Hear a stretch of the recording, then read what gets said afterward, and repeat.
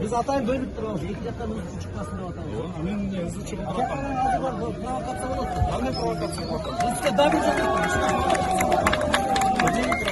Asıl düşünüyorsan ne yapabilirsin? Vallahi bak. Yardım et. Yardım et. Ya. Bir anne.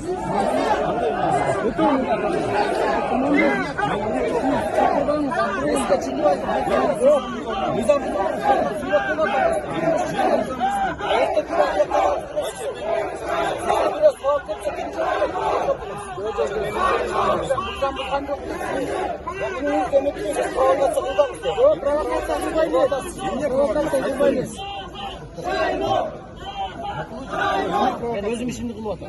Bakın siz özüm işiniz. Evet, siz nizamdan adliye